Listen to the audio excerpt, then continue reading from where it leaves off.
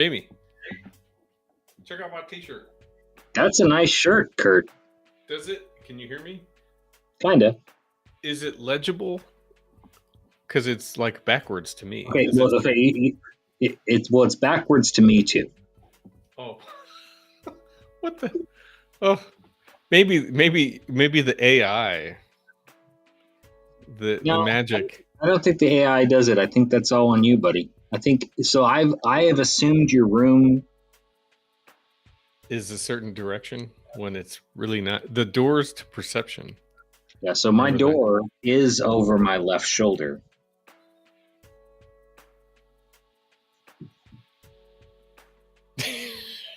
Tinkerbell wants to know what's in. Tinkerbell's like, is there a treat in this hand? What's behind door number 1? We're live. Yeah. I do want to give my brother-in-law Joe a shout out because he just missed the last live. Ooh. And so I think he's home wrangling a couple of small people, as in his 2 little children's. Happens. Because his wife is with my wife at a concert at the Wharton Center. Not a concert, like a play. You know, a live performance. And so here we are. And, yeah. And Joe did want to hang out. And I said, I'm sorry, but I got to talk to Jamie. Yeah, Joe, sorry. The children might not enjoy the podcast as much as you do. So, but thank you for listening. But it is G-rated, PG rated. Pretty much, yeah. PG-13, maybe. Yeah. I go 13 because there is the occasional slip up. Yeah. But I think we're allowed 7 words, or I think up to 7. Is it 7 occurrences or I know there's 7 words you're not supposed to say because George Carlin taught us that when we were like in elementary school. Yeah, but I think most of those words that he taught in his stand-up are now no longer. I know that they say a lot of stuff on TV these days.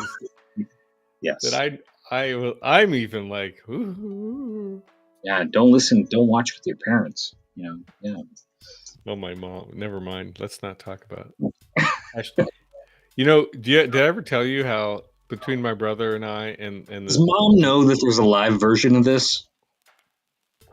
I don't think Mom knows this thing exists, which is a good thing.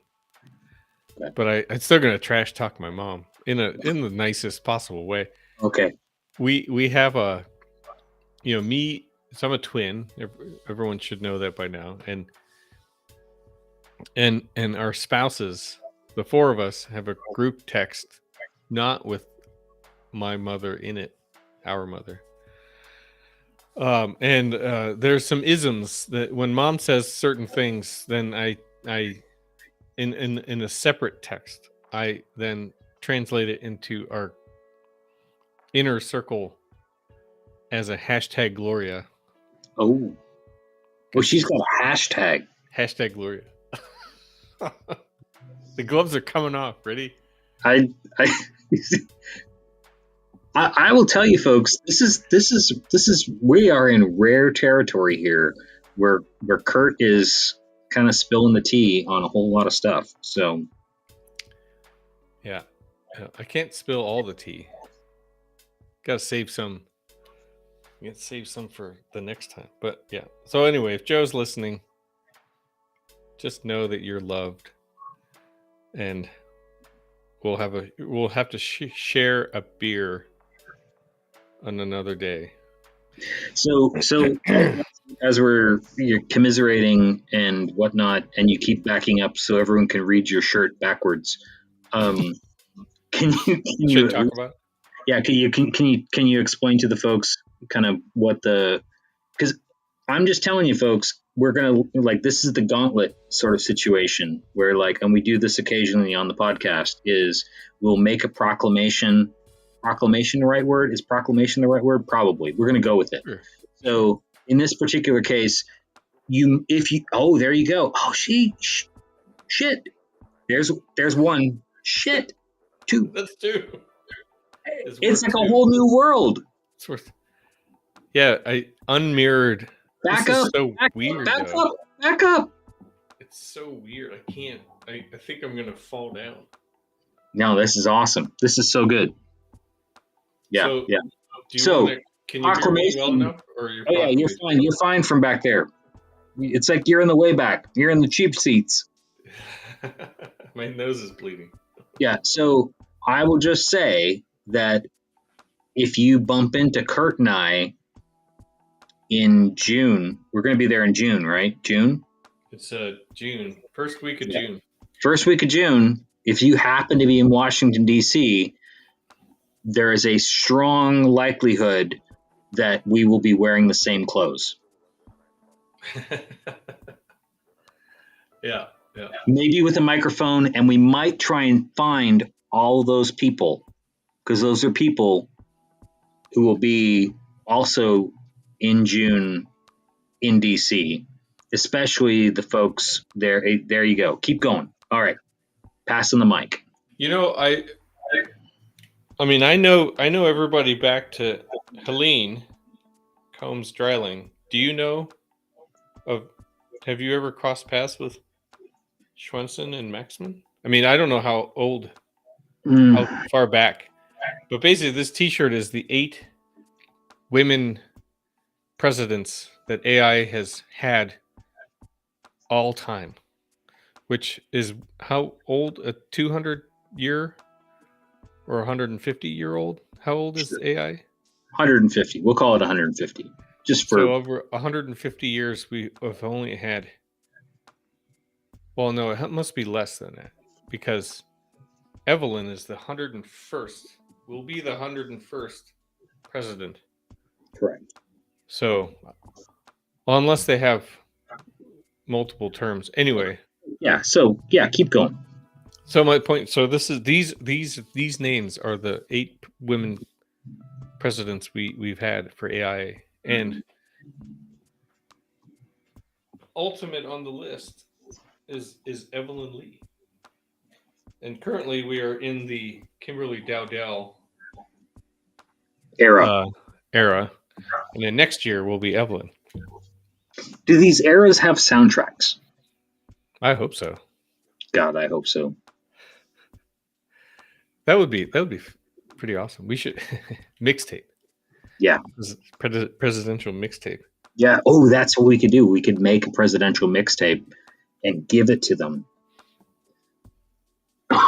while Maybe wearing. it's with maybe you know the songs they play on the stage.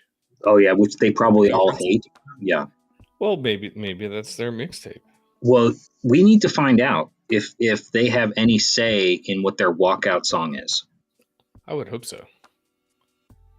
Do you have a? Would you? Okay, so if you were like Oh man. on stage and you had a walkout song, what would be your walkout song? You knew I was going there. Well, Bulls on Parade is a good one. Ooh, that's very good. That's it's definitely top of mind, Oh yes. even in this mirrored vision. But what about you? I will have to go with "Smells Like Teen Spirit." Yeah, that'd be good too. Because that song and that album changed my life. So. Yeah. Come As You Are would be good too. Oh yeah. Well, oh yeah. When there's plenty. Yeah. I mean, to choose from, but because it kind of it implies movement and showing up on stage. This is a very interesting green room tangent that this would be a fantastic clip. Yeah. That I will do. Oh yeah. So like, okay. So back up. Like, okay. So and this, and you don't have to answer this, but you could sort of acknowledge in your brain if you've got one. So who, like, better yet, switching it up. So, we've talked a little bit about, or teased about, sort of, if this were Fight Club, and and you have to meet the ultimate boss. So ultimate boss, we've talked about, we've toyed with some, different levels of video games and sort of who you would have to challenge, architecture, personas, and this isn't like that they're evil. Like, let's just sort of cut that out. It's more of just sort of superimposing the architect over the video game genre of meeting the boss, sort of in a Fight Club slash, Street Fighter. Yeah, Street Fighter or Mike Tyson Punch Out kind of, 8-bit Nintendo style. Yeah, 8-bit Nintendo style. Let's just take it back to that. So if that was it, 8-bit Nintendo style, doesn't have to be that area of music. So and we've talked about him, Philip Johnson. So if Philip Johnson, he would be kind of he's going to be a higher level boss in there. What would be his walkout song?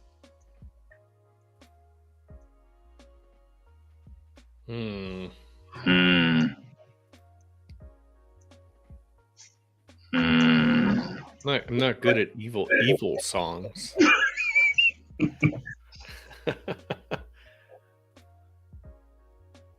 I don't know. Imperial March. Like, would you go Imperial March for him? Yeah. Maybe?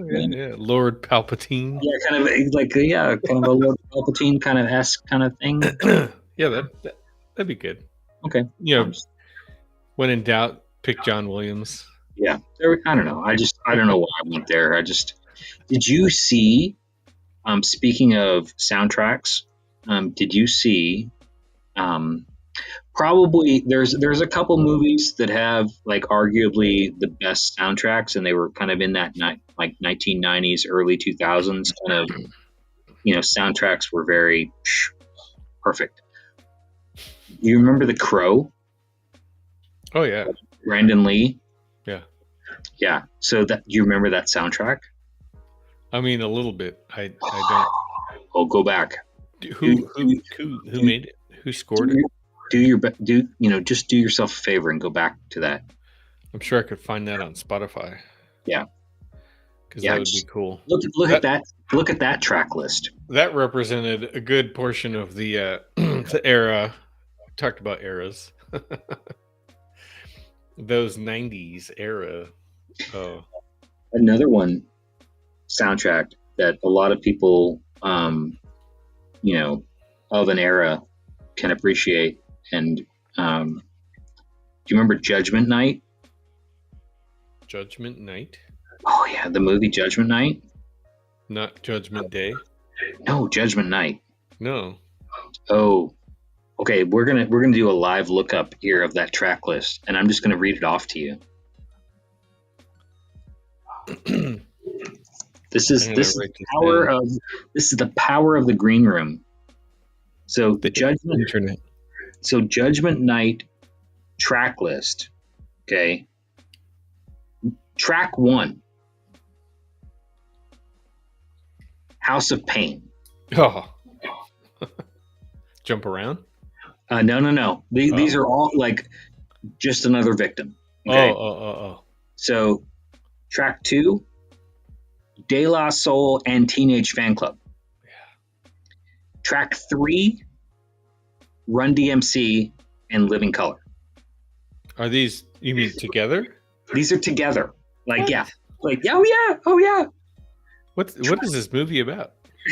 Track 4 is Biohazard and Onyx. Wow. Oh, I think I heard that song. Okay. Track 5, Ice-T and Slayer. Nice. Track 6 is Faith No More and who's that? And Booyah Tribe. Never mind. They had a weird abbreviation for it. Track 7, Cypress Hill and Sonic Youth. Oh, wow. Here you go. Here's one that this is the track like you didn't know you needed, but maybe you did. Yeah, it's going in Spotify. Yeah, track 8, Sir Mix-a-Lot and Mudhoney. Interesting. Yeah. Track 9, Dinosaur Jr. You remember them? And Yep. And Del the Funky Homo Sapien. Wow. Track 10, Therapy and Fatal. And then track 11 to close it out, Pearl Jam and Cypress Hill. Oh, So, Cypress Hill again. Wow. I found it. Yeah. So House of Pain with Helmet. Yeah. Oh yeah. Oh yeah. Yeah. Sorry. Skip that part. Yes. Oof. Yeah. Yeah. Do yourself a favor. Kids Mr. say these days that is a Mr. CD Metalhead. full of Yeah. bangers. Yeah. With Mr. Metalhead here, I will tell you. Bangers all the time. I happily own that CD. So. Well, I have the found it on Spotify, and that's gonna happen. I'm gonna finish cooking the potatoes, listening to these bangers. What is the movie about? I honestly don't remember. I did go to see the movie, but I don't. Let's just. What's the Rotten Tomatoes? Oh, there's a good one. Let's find out. We are alive. I yeah. forgot for a second. Yeah. You're like, what is Jamie and like what? Okay, hold on. Well, this is going to be. I want to just leave this as a unedited clip, although people are going to hate it. I'm gonna politely make poke a little fun at my students. They were presenting. A group was presenting on Monday, as you're looking that up, and they pulled. So they embedded some videos in their presentation, which is cool. Were we in a video? Did they? What's that? No, not us. No, okay. It's just before they played the video, they were like, "Apologies, it's kind of long," and how it shows the timestamp on there, right? And it was 4 minutes 4 seconds, and I'm like, 4 minutes is long. And the other kids are looking at me like, yeah. I mean, we were talking, and I'm not going to pick on them. It was kind of a fun. If they were, I mean, some of them might listen to this, and they probably are already asleep by now because we're eclipsing 18 minutes. 18 minutes of us might as well be an eternity. Yeah, I mean, we're talking about films back in like this. Okay, Judgment Night. Oh, you don't even want to know. I referenced The Matrix a couple of times, and they were like, just don't tell me. Just don't tell me. Yeah. Don't tell me. Okay, so I need to I feel like I need to go back and find this and watch it because I honestly I did go see this in the movie theater. Yes, movie theater. And okay, so the cast includes Emilio Estevez, Cuba Gooding Jr., Dennis Leary. I kind of remember Dennis Leary being in. This is starting to sound familiar. Stephen Dorff, wasn't he kind of a? Why do I know who that is? Anyhow, so there's something about, what does it say? They're going on a road trip to watch a boxing match. The freeway gets gridlocked. This is basically the plot, I think, gets reworked into The Purge. I think that's what this is. Wow, so if we fast forward to today, basically imagine The Purge, but it starts out with a bunch of people going on a guy's trip to go watch a boxing match. Somehow they're in an RV, which doesn't sound like fun to me, and they get sideswiped, and then it becomes no holds barred. I like it. That's my plot. That's my podcast plot synopsis of Judgment Night. But bangers as a soundtrack, movie not memorable, soundtrack killer. Amazing. Yeah. You know what? Another reference. So we did the sketch exercise this morning, right? And so I'm walking around handing out paper, and a little joke came up between a couple of students. They were talking. We'll just have to arm wrestle for it. and the one student was like, "Oh, yeah, I don't know. Yeah, I don't want to arm wrestle. It takes a lot of skill." And I was like, "Have you ever seen the movie Over the Top?" Oh, yes. And of course, the answer is no. Right. But They're like, I was like, so just imagine Sylvester Stallone, the '80s, and the premise of the movie is, a trucker needs money, so he goes into some underground arm wrestling matches in order to, rescue his daughter with some money or something like that. do you think that movie had any inspiration on the future Fight Club? On Fight Club itself, the Yeah, movie. like well, Fight Club was a book and then Yeah. became a movie. But do you think that maybe that maybe they were watching, like, as a youngin, they were watching, I don't know who, like, how old, what's it, Kim Pyochok, whatever. He's got a funky name. I can't pronounce it. I'm gonna look it up. The author. Author of, like, we are doing Google searches, folks. Like, it's called fact checking. yeah, we're gonna fact check ourselves. Snopesing ourselves. Like, why did I have trouble with the name Chuck? His name is Chuck.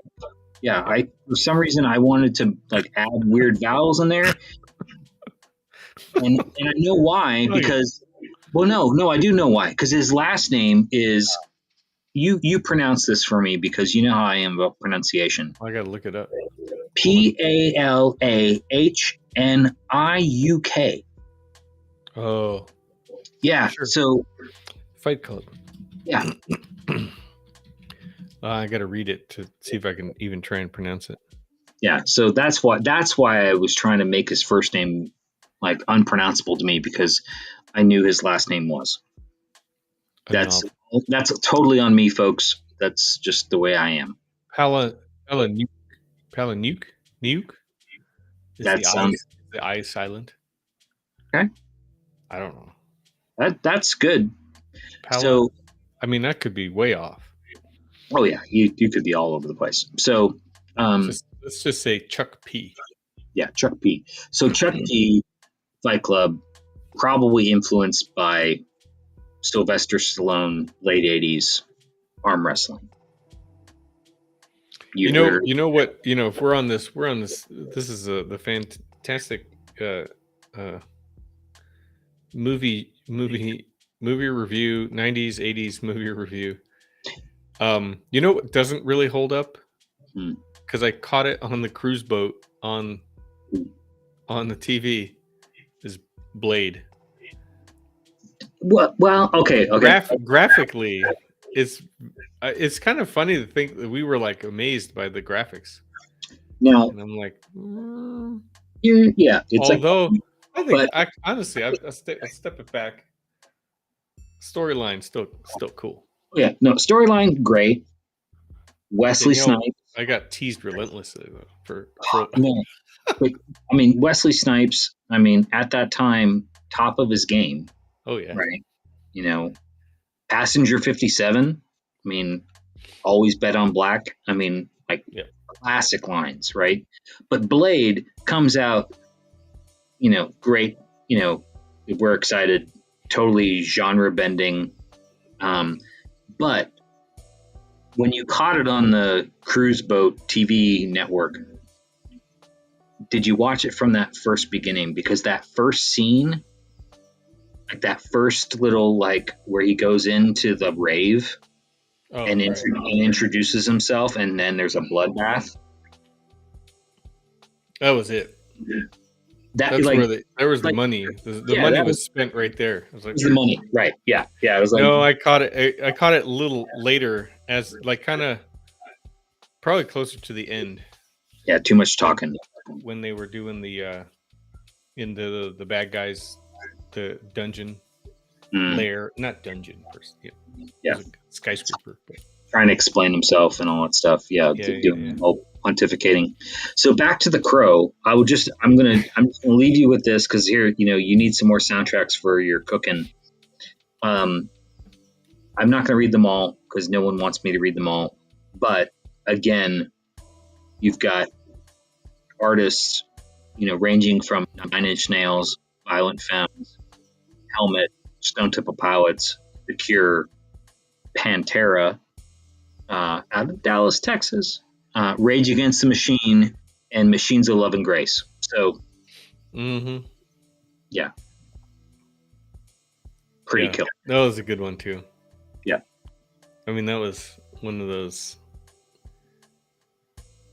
seminal movies of the 90s saying, go out into the world and create things in architecture with these, with this creativity in mind.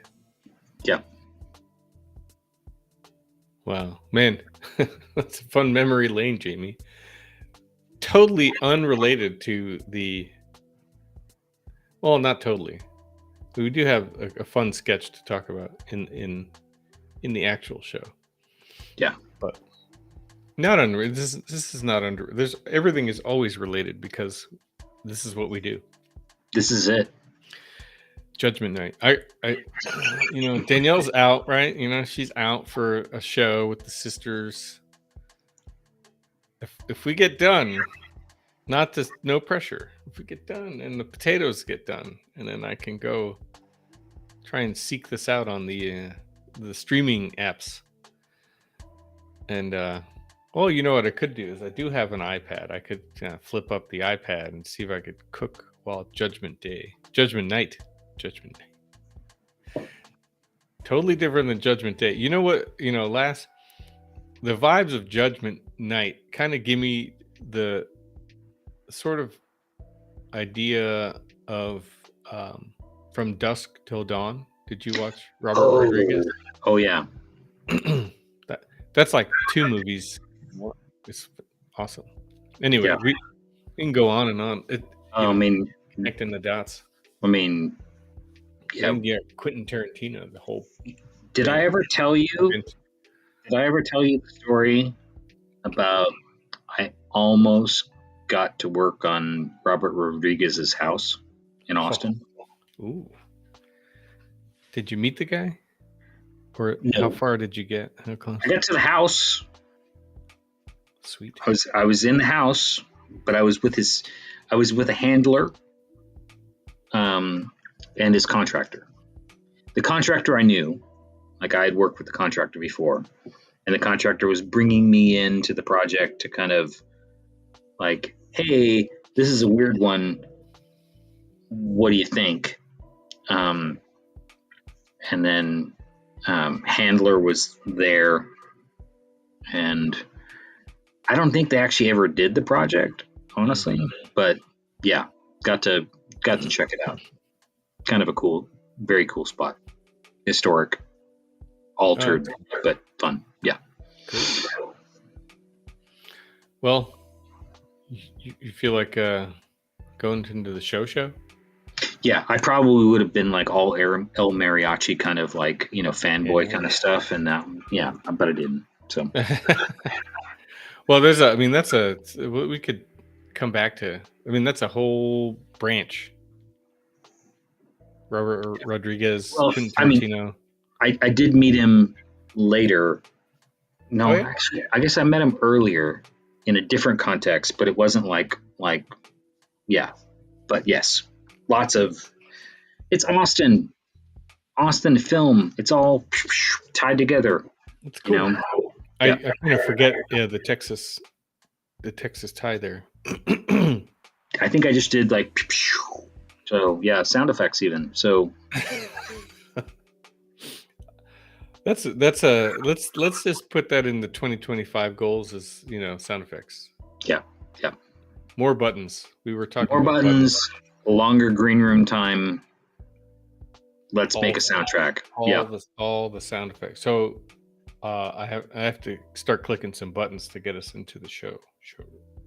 So ready for the show? Let's take everybody in the green room with us in 3, 2, 1.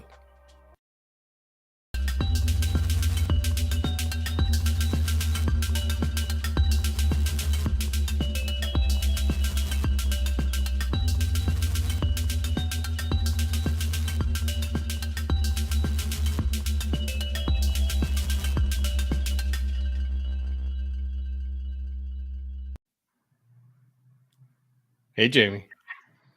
How's it going? How are you doing? A little curveball for those watching. This is fine. Everything's fine. Everything is fine. Everything is fine. I feel like Welcome to. I should turn it off because somebody created that, and you don't want to. I don't want to No, copyright infringe. no. Welcome to episode 152. 152. Thank Two. you. Two, two, two. The actually, the guy who created that "This is fine" meme cartoon. Well, it's not a meme. It's a cartoon. He's a cartoonist. I did forget his name. He was interviewed at NPR though. It was kind of cool. His story in creating that. I should have prepared my notes on that one. So I don't have the guy's name, but we'll come back to that. Do you know his story? Well, not entirely anymore because why why even have half preparation, Jamie? So this is 152. So anyway, moving along swiftly. Yeah. So folks, just in fairness, so 152, we probably had the longest green room ever for the episode. This episode. So normally we use the green room as like prep, kind of warm up. It's fun. We take questions from folks when they pop in and ask us something or tell us randomly where they're from. All that's good stuff. But it was super long. And we just went down a whole lot of fun rabbit holes. So honestly, I think we might be a little tired. Well, we definitely exhausted a lot of interesting. We're going to be publishing green room material as short little snips for people to actually enjoy. Because you really didn't. If you missed it, you really shouldn't have. Is my Right. point. Right. So we've made it to 152.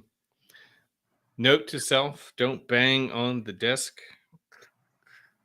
Because you know what? That reminds me of maybe I should issue a subtle public apology. For Jamie pointed out, there are a couple of sound glitches in 149, 8, and 7, or just the 2? 3, all 3. Yeah.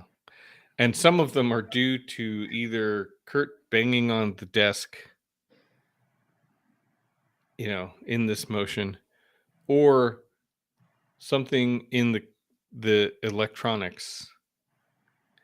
So anyway, I apologize because we try our best to have clean audio. Is this thing on? Can you hear me now? It's your turn. It's your turn. So we got to issue the public apology at the beginning, right? No. Errors and omissions, all that fun stuff. Yeah, no, it was good. So, yeah, what are you drinking in your coffee?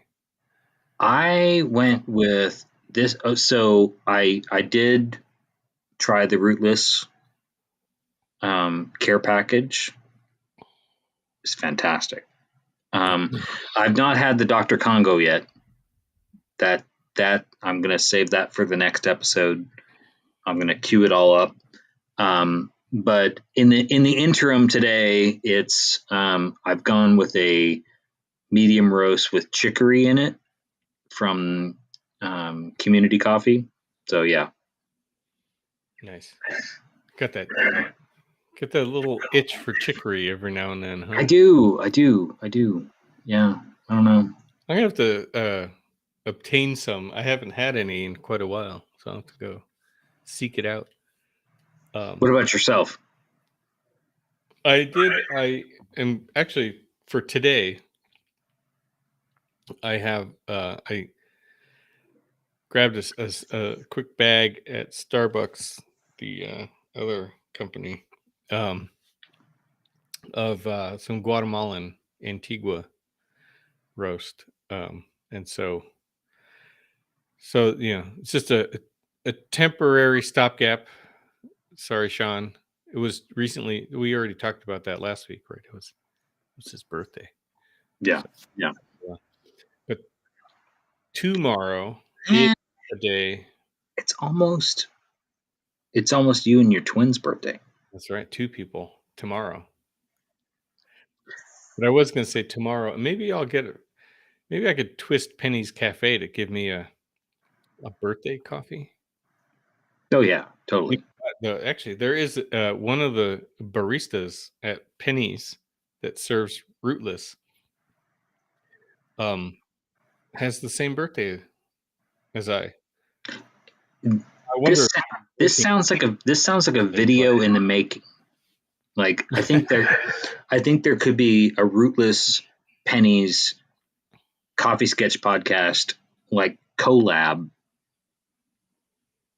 I like it. That's a Happy celebrate birthday. my birthday. Thank you. Okay. Oh yeah. Think of worse things to do. Yeah. Yeah. But yeah, all the things. So just letting all the folks in Flint know is that all the restaurants that give you extra crap for your birthday, like IHOP, Denny's, the fancy Kurt, you might see Kurt. Yeah, Kurt's he's just leaning in. Yeah, just lean into it. I'm a big fan of the birthday perk. Yeah, go for the birthday perk. $5 off of this, $5 off of that. Yeah. Free coffee, hopefully. Pancakes, maple syrup. Yep. The anywho, so that's what's in the cup. That's what's going down tomorrow.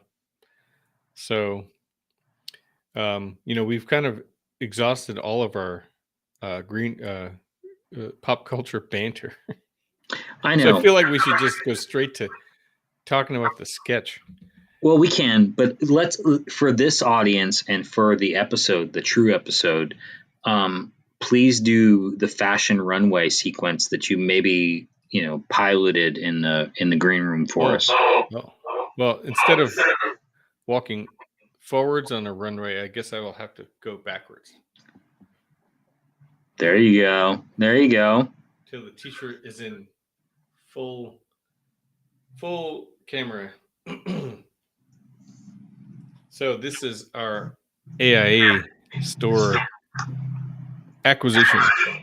The 8 women presidents that we've had at AIA National.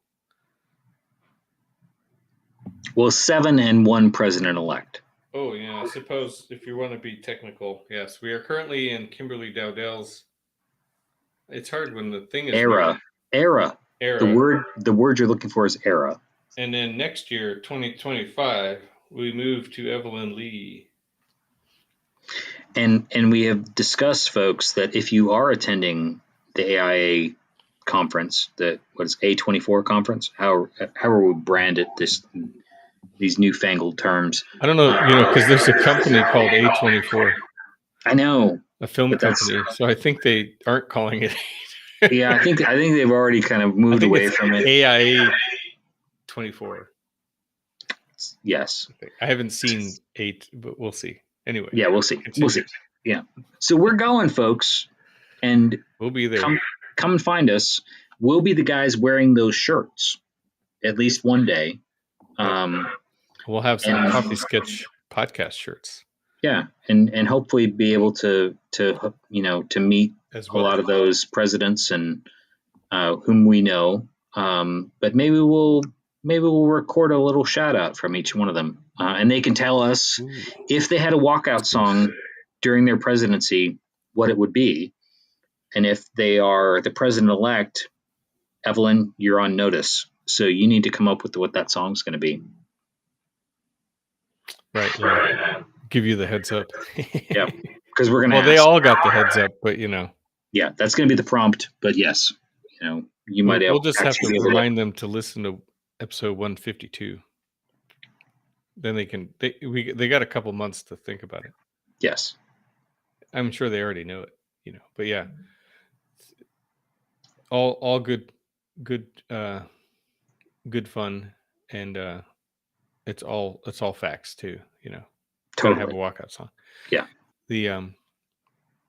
I've got that's going to be the recap. We'll have to circle back in a couple months with the live the live Q&A with all the presidents on this T-shirt. Yes.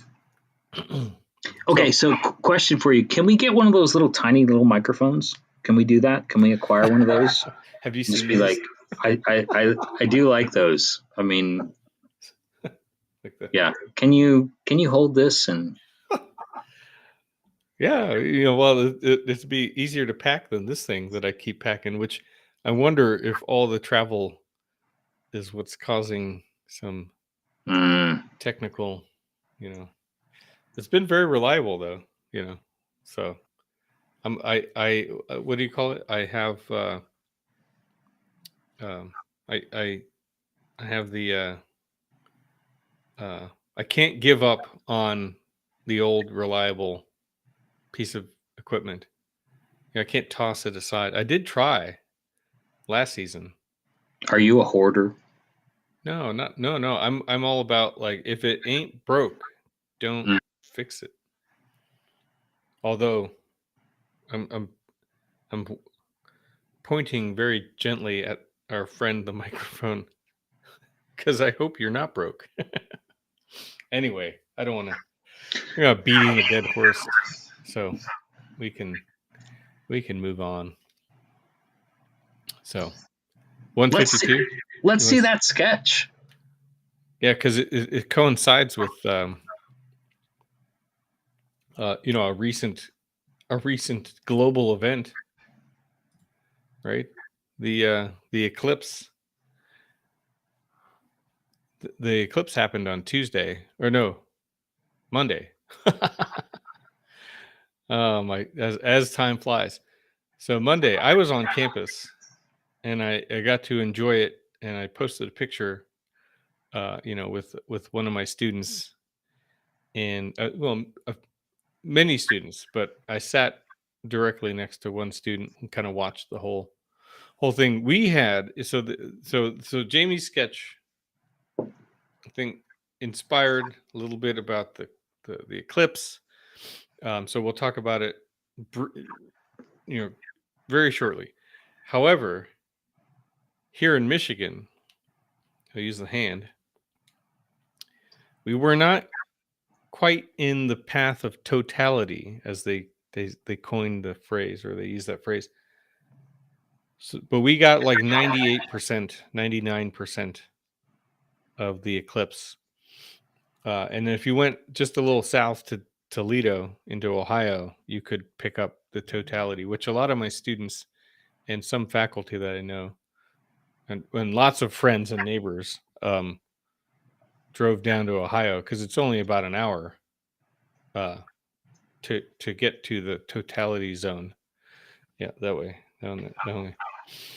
So anyway, but we got quite a good show because the last time around in 2017, I think, I only got, it was a very minor percentage. I don't know what the percentage was. So it was interesting, but not as dramatic as but down in Texas, you probably had a good percentage, didn't you?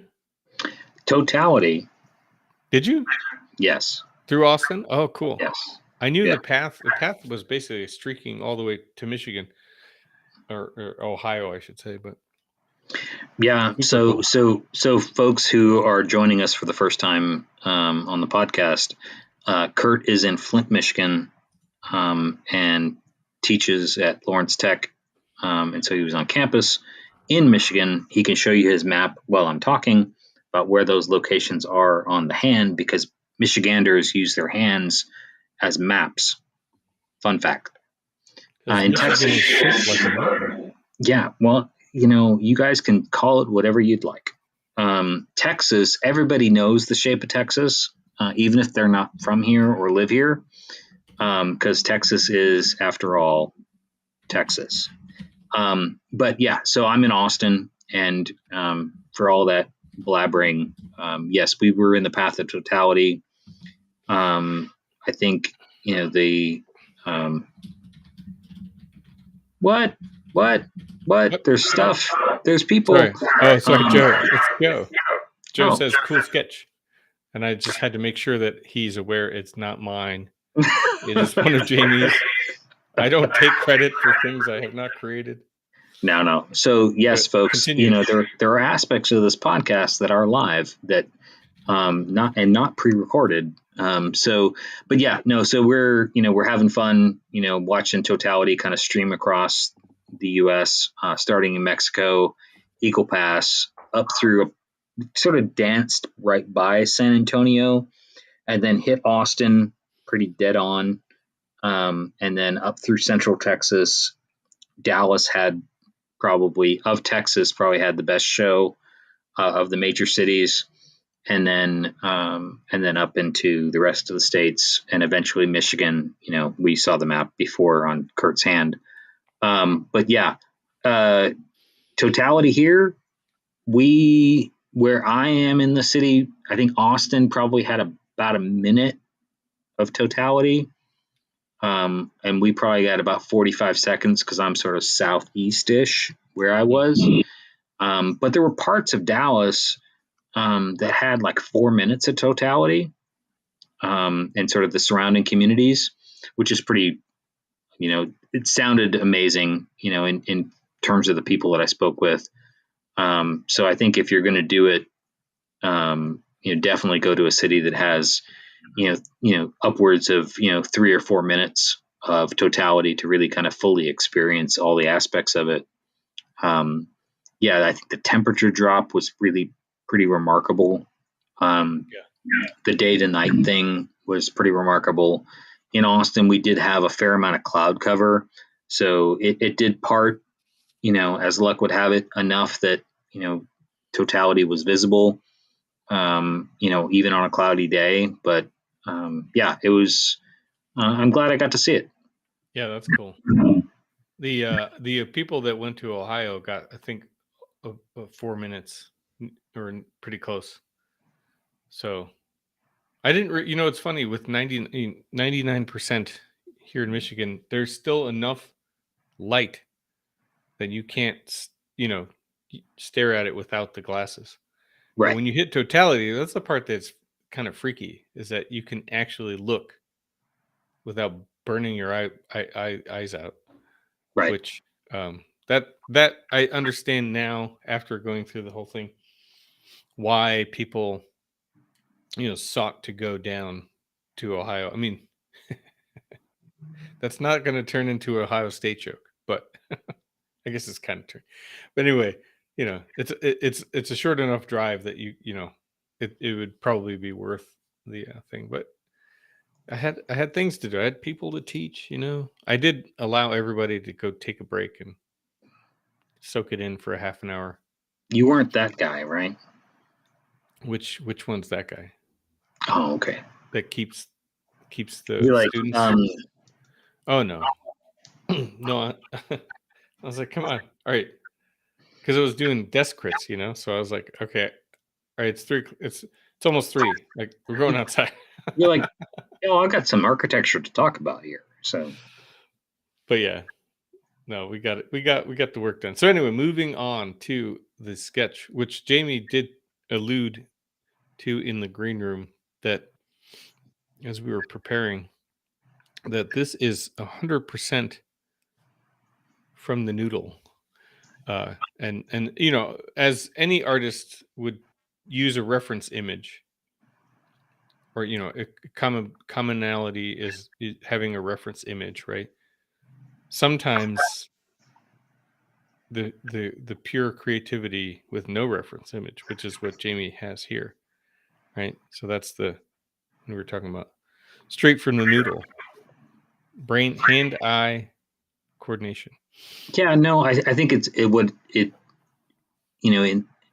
I was telling Kurt, sometimes you have creative blocks, sometimes you're working through a variety of creative processes, in varying ways. Both of us, have day jobs, and are architects, in a variety of different ways.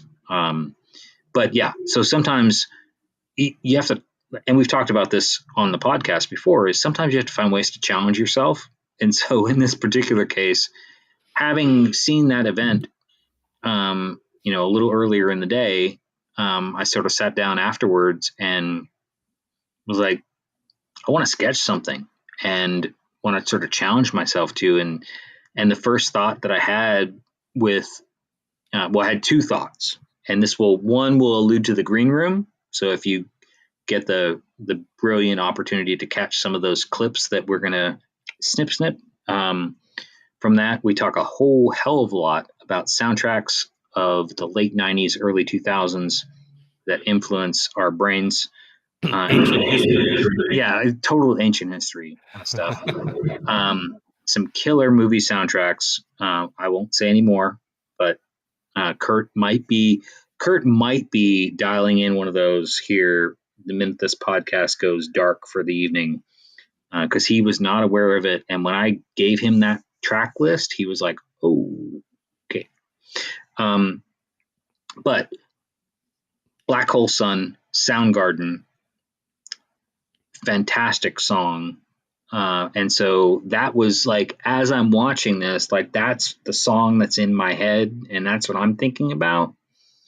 And then along those same lines, when I sat down to sketch, I was like, there's that great line when Obi-Wan sees the Death Star for the first time and is just like, "That's no moon," and and so kind of combining all those things together in Jamie's brain, produced a sketch like this. Did your face melt with the Black Hole Sun? No, with the totality, no, like in the music video.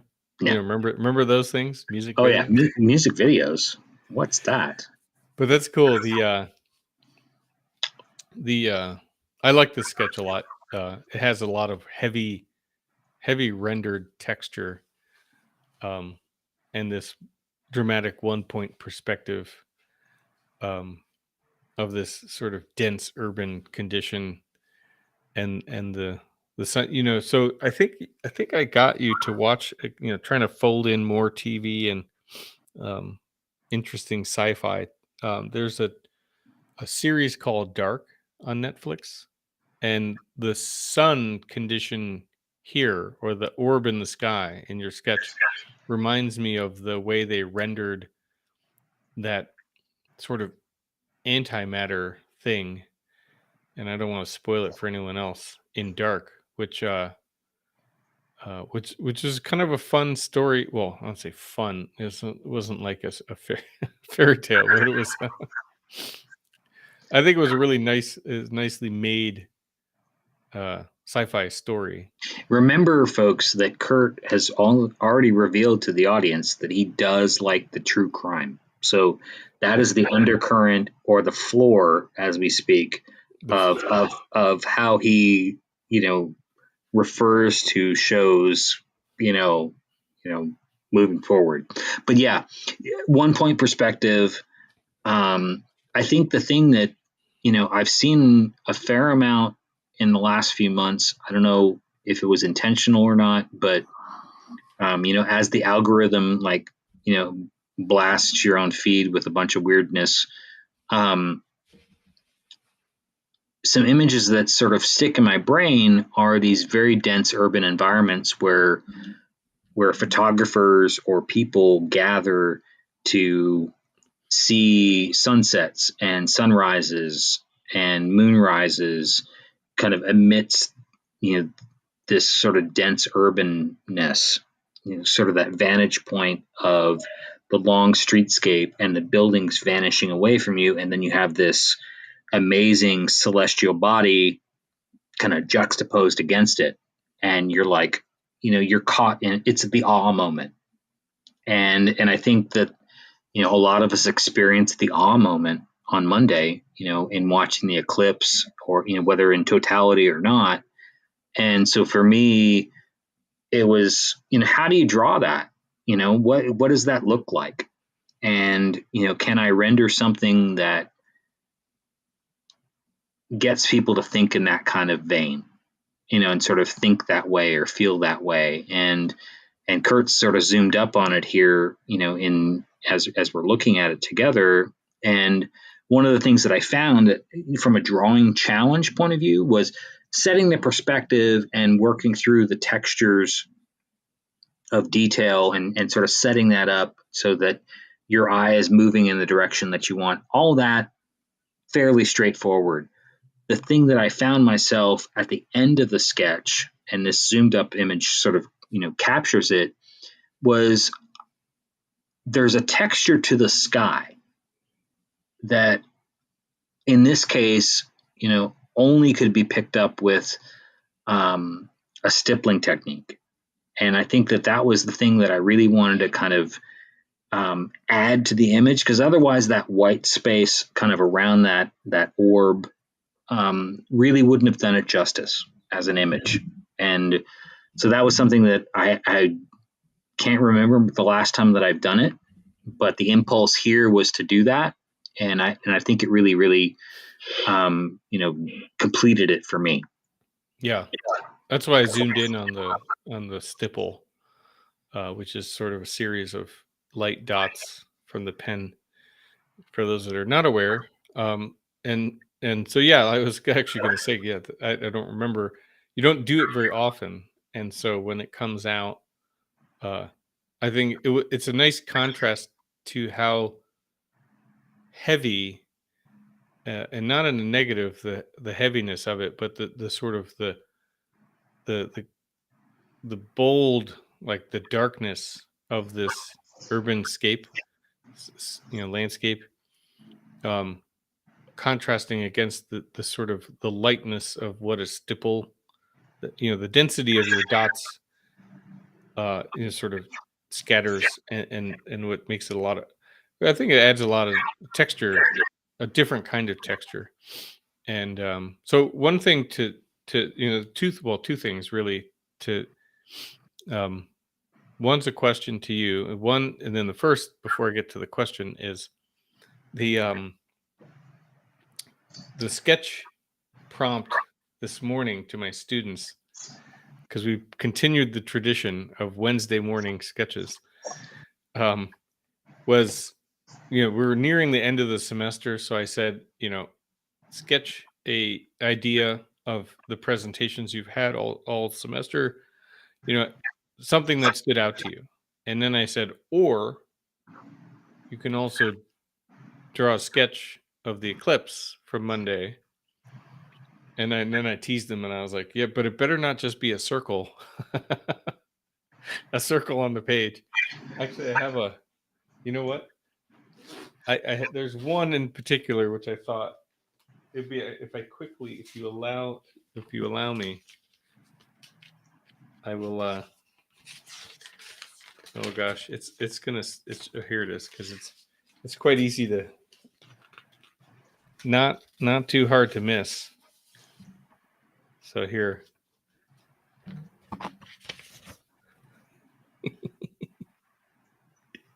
Oh no, it's bending. But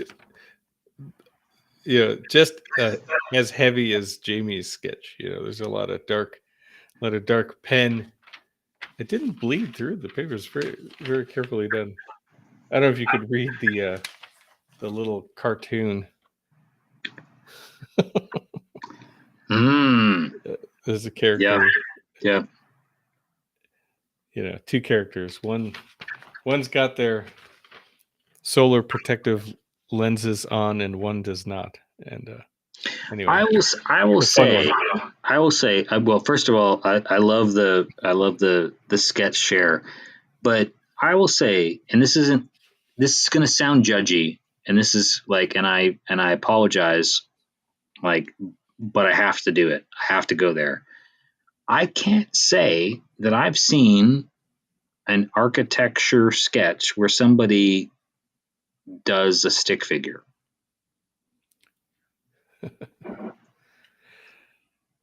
like I think it works, like in the context of what they sketched, but I can say that I haven't seen one like that in a long, long time. And so I will say that was totally judgy. I apologize. And Kurt's like, I have nothing to say to you right now, Jamie, as you say that, for me sharing this sketch. I have to be careful. I know you totally have to be careful. But so no. So I'm just gonna take it. I'm gonna take the hit on it. So all I would say is that for someone who came up with that concept and rendered what they rendered in terms of that drawing, there is absolutely no reason for them to limit themselves to only doing a stick figure. I think that there are, and the thing for someone like myself who studies architects, studies artists, takes influences from everywhere, is there is a million ways to draw a human form. Even in a sketch way, there's a million ways to do it. And some people end up getting so stylistic with it that human form that's probably like a 2-second scribble, for a person, becomes emblematic of all of the ways that someone can look at their artwork and say, "Yep, that's so and so." Right. You could pin 5 of them up on the wall, and I could pick out and say, Jan did that one, Chris did this one, Sue did that one, just because of those types of elements. And so for that person who sketched, clearly a great sketch of everything else, don't limit yourself. Figure out what that form is. I to this day will experiment with those forms in my sketches, and come up with different versions of it. And I will admit, I will do a sketch like the one you're seeing on the screen. Spend a hell of a lot of time on it, and then go, I didn't put any scale figures in it. And then I will attempt, in some cases I didn't, in this one, actually I did. It's kind of blurred at the bottom of the page, and you probably can find them, maybe not. I kind of blurred it. So yeah, they're right there. I'll draw them, and sometimes I draw them and go, that's crap. Like that. Like, Jamie, you could do better than that. But the thing is that even in those moments where you're just trying to render just something for scale, is, give it a little forethought. Give yourself that grace to say, that's important. That's also important to what I'm doing. But at the same time, experiment with it. It doesn't have to be, like if you look at the work of like someone like Juan Moreau, versus Corbusier, or Dali, or, Diego Rivera did some really interesting sort of sketches in preparation for some of his murals. So all of those, the human figure takes on kind of a really kind of almost abstracted way. But it's, for them, it's, and for me, it's sketching something that I know is to scale in very, very few lines, so that I can put it in varying spots in my sketch to help the overall drawing. And so, admittedly, what we were looking at before was more of like a, political cartoon, or kind of a statement about, the event. But yeah, do that for yourself. Well, thanks for the critique. Yeah, so that's my sandbox on the critique. All with a grain of salt. Soapbox. Yes. Oh, sandbox. Hell yeah. It's all the same. But that's a good point, because it reminds me. Well, actually, there's another. I do sketch things. I just don't put them on the Instagram as well as Jamie does. But I don't need to make the excuses, but I actually was experimenting with different scale figure sketch forms, side by side, just kind of drawing the one I normally do, and then trying to continue the abstraction of, like, what are the elements, right? Usually the head, is the thin portion, at the top, and then you have the shoulders, and then how do you address the feet or the legs, if it's movement or static. And I was testing out these sort of forms, and it reminds me too, as you were saying, like the hand of it, where like you can identify person's hand through how they choose to render the scale figure. And when when I was a student and we learned a little bit about, say Modular Man and those scale figure representations and how to sort of be inventive about it, we all in my whole cohort, started sketching and developing our own version of what they are, and then kind of pin them up on the you just pin up things on the unsolicited. It's not like you were presenting, but you just kind of slap them on the wall, the trace, put the trace on the wall and kind of share these things. And yeah, I remember that, and people generated a sort of signature about the scale figure. And I think it's an interesting aspect. I don't know if we've really ever dug into that very much in any of the episodes we've talked about. I mean, we talk about the use of scale figure, but the idea of there's a signature to it. And there's also sort of like an unwritten rule that most people who render at any level of a prolific pace will also hide things inside their renderings. Right. So The that's little where Easter eggs. that's where the Easter eggs live, or that's where like the program goes from a PG-13 to an R rating. Right. But yeah, I think the thing that is evident is that anybody who is interested in drawing, it really can become very personal and experimental, and there isn't necessarily always a right answer to things. Yeah. But I think that using the scale figure in your drawings, even in a drawing where you weren't necessarily expecting to, is if you go back to the episode before this one, one of the things that Kurt was sort of struggling with the sketch that we had on the screen was the scale of it, and trying to kind of understand that Stanford torus, like how big is this darn thing that Jamie's drawing. And one of the things that's absent in that sketch is a scale figure. There's not a reference point, for these types of things. And so it's something that the illustrator or artist or architect has control over. And it's also a way to, bring the viewer, who is responding to your drawing into your world.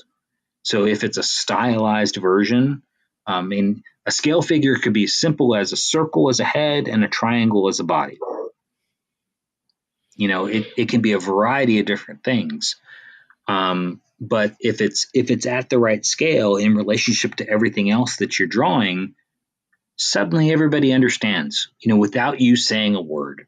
And I think that that's really what we're talking about. Is with these sketches, it's a form of communication.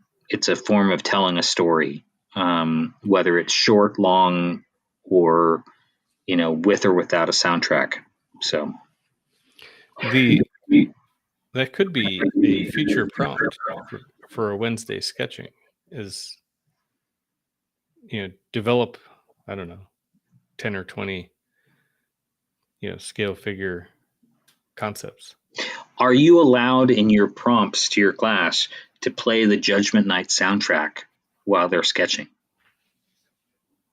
No, but I should start. I had thought about doing a dance party for extra credit. This is a total side, so anybody's listening, they might get the sneak preview, but there's this toy that you could buy. I call it a toy. I don't know. It's like a button, like the easy button from Staples. But it's called the 30-second dance party button. And it just, every time you hit it, it plays a different 30 seconds of electronic dance music. And I was like, well, maybe, if people want, some extra credit, I'll be like, okay, 30-second dance party. But How does Charlie feel about that? We should, yes. Cold Fashion should have his own 30-second dance party button that we can generate. Happy birthday to Cold Fashion. Happy birthday to my co-host, collaborator, co-conspirator in all things Coffee Sketch. Thanks for a fun one. Yes, thanks. Another trip around the sun to tie it all together. So